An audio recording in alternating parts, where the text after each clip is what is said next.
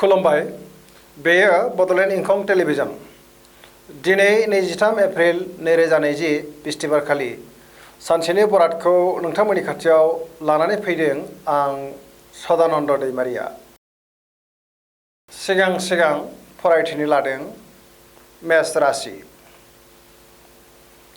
दिनैनि साना मोजां आरो गाज्रिनि गेजेरजों बाबेनलांगोन देहाया बारा मोजां थानाय नङा समाजाव मान मोनगोन गोसोनि साननाया जाफुंगोन माबा मोनसे बान्था मोननो हागौ मोजां सानोब्ला मोजां फिथाइ मोनगोन मावनो लानाय खामानिखौ हाखु दाखु खालामाब्ला गाहाम गोसोखौ हमथानाया गाहाम सोरनिबा सायाव रागा जोंफ्लांनो हागौ सुथुरा बांगोन अदेबानि नाजानाय थायोब्ला सुथुरखौ बाङाइ खालामनो हागोन नखराव बिसि फिसायनि गेजेराव मोजां सोमोन्दो थागोन गुबुनजों बाख्नायजानो हागौ दिनै गावनि रोंगौथिखौ मालायनो फोलायनो खाबु मोनगोन रांखावरियाव जोबोर मोजां होनजायो फालांगियाव मोजां मुलाम्फा मोननो हागोन वृष राशि दिनैनि साना जोबोर मोजां गोसोखौ जोबोर गोजोननाय मोनगोन समाजाव मान मोनगोन गोसोनि साननायफ्रा जाफुंगोन रांखावरियाव जोबोर मोजां आरो गाहाम आरजिनो हागोन फालांगियाव मोजां मुलाम्फा मोनगोन गुबुननि गोसोखौ दिनै बोनो हागोन बहानिफ्रायबा मोजां खौरां फैगोन नखराव बिसि फिसायनि गेजेराव मोजां अनलायनाय फैगोन बिदा फंबायजों मोजां सोमोन्दो थागोन देहाया मोजाङैनो थागोन फरायसाफोरा फरायनायाव गोसो दुंगोन सेंग्रा सिख्लाफ्रा रमान्टिक जागोन मिथुन राशि दिनैनि साना मोजां आरो गाज्रिनि गेजेरजों बाबेनलांगोन देहाया दिनै बारा मोजां थानाय नङा गगाजों खर' सानाय एबा साइनासनि जेंना नुजाथिनो हागौ जानाय लोंनायाव सांग्रां जानाया गाहाम गोबां खामानियाव मुखुब थानांगोन रांखावरियाव जोबोर मोजां फालांगियावबो मोजां मुलाम्फा मोननो हागोन गोब्राब एबा गेदेर थांखि लाथ'वाब्ला मोजां जागोन फरायसाफोरा दिनै फरायनायाव गोसो दुंगोन मावख'आव गोदान बिबान मोननो हागौ कर्कट राशि दिनैनि साना जोबोर मोजां गोसोखौ जोबोर गोजोननाय मोनगोन समाजाव मान मोनगोन गोसोनि साननाया जाफुंगोन मावनो लानाय खामानिखौ मोजाङै मावफुंनो हागोन गुबुनजों मोजां सोमोन्दो लाखिनो हागोन दिनै रावनोबो रां हावलार दाहर नङाब्ला खहा बांनो हागौ नखराव बिसि फिसायनि गेजेराव मोजां सोमोन्दो थागोन सेंग्रा सिख्लाफोरा दिनै गावबा गावनि गोसोनि साननायफोरखौ फोरमायलायनो हागोन फरायसाफोरा फरायनायाव गोसो दुंगोन सिंह राशि दिनैनि साना मोजां आरो गाज्रिनि गेजेरजों बाबेनलांगोन गोबां खामानियाव मुखुब थानांनो हागौ गोसोखौ जोबोर गुलाय गुजाय मोनगोन गोथों आरो गोग्गो साननो रोंनाय नङा रांखावरियाव बारा मोजां नङा खरसाया बांसोगारगोन देहाया मोजाङै थागोन अब्लाबो जानाय लोंनायाव सांग्रां जानाया गाहाम फालांगियाव मोजां मुलाम्फा मोनगोन गुबुनजों बाङाइ बुंनाया गाहाम नङाब्ला गोरोन्थि सानजागोन सेंग्रा सिख्लाफोरा मोजां खौरां मोनगोन कन्या राशि दिनैनि साना बारा मोजां नङा गोबां खामानियाव मुखुब थानांनानै देहाखौ मेंनाय मोनगोन गोसोखौ जोबोर गुलाय गुजाय मोनगोन रांखावरियाव बारा मोजां नङा फालांगियाव मोजां मुलाम्फा मोननो हानाय नङा। न'खराव बिसि फिसायनि गेजेराव मोजां सोमोन्दो थागोन। नेगेटिभ एनार्जिजों बेंखन जागोन। मोजां आरो गोथों साननो रोंनाय नङा।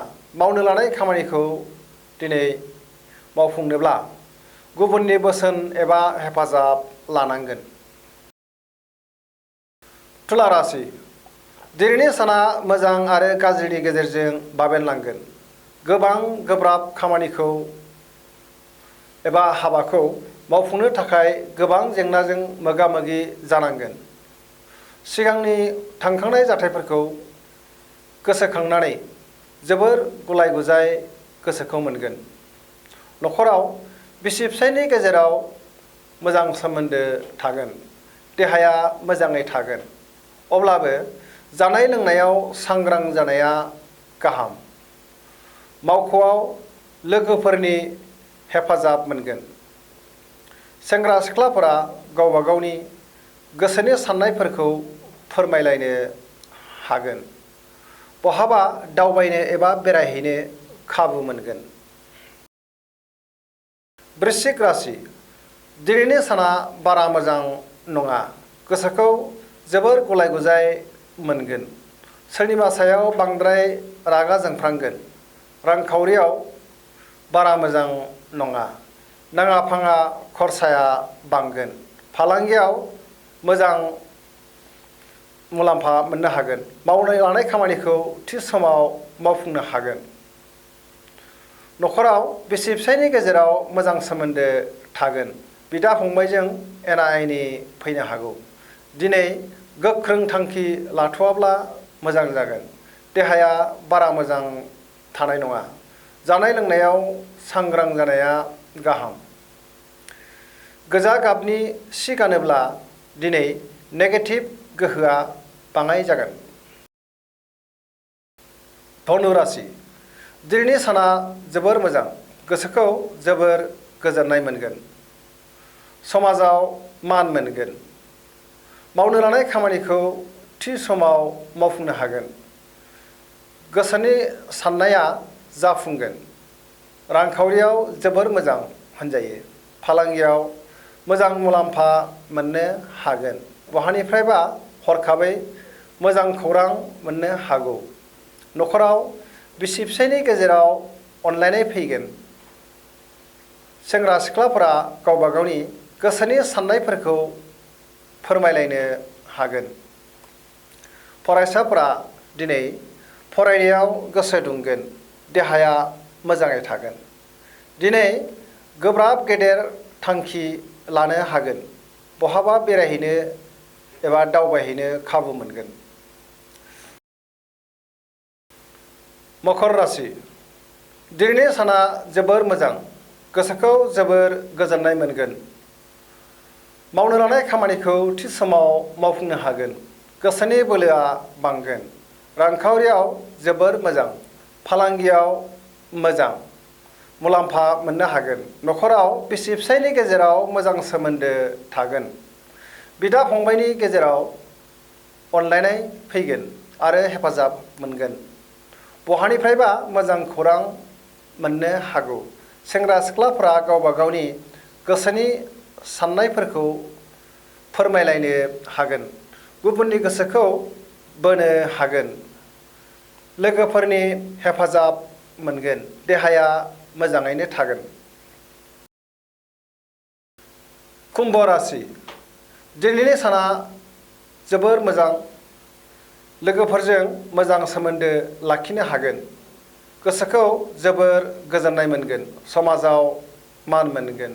गोसोनि साननायफोरा जाफुंगोन। न'खराव बयजोंबो अनलायनाय फैगोन।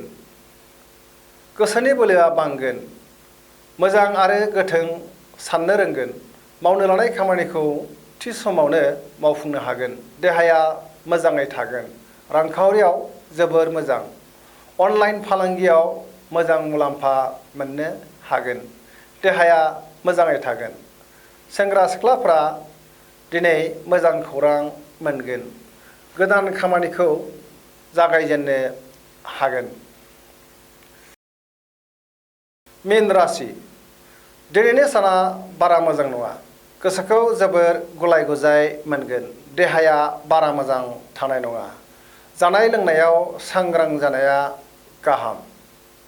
गगा एबा खर' सानाय बेरामाव गोग्लैनो हागौ। रांखावरियाव बारा मोजां नङा। नाङा फाङा खरसाया बांगोन। फालांगियाव मोजां, अब्लाबो बारा रिस्क लायैआनो गाहाम। बहानिफ्रायबा मोजां खौरां फैनो हागौ। न'खराव बिसि फिसायनि गेजेराव मोजां सोमोन्दो थागोन। सेंग्रा सिख्लाफ्रा दिनै गावबा गावनि गोसोनि साननायफोरखौ फोरमायलायनो हागोन। ससियेल मिडियायाव बांद्राय मुखुब थानानै बेसेन गोसा समखौ खहा खालामनानै लाफ्लांनो हागौ। लोगोफोरजों दिनै मोजां सोमोन्दो लाखिनो हागोन। जोबनायाव आं बेखौनो खावलायनो लुबैयो, जाहाथे नोंथांमोना सानफ्रामबो जोंनि बे बड'लेण्ड इंखं टेलिभिजनखौ नायो आरो साबस्क्राइब खालामो। लोगोसे गावबा गावनि सानसेनि बरादखौ मोनथिनो हायो। एसेनोसै, गोजोन्थों।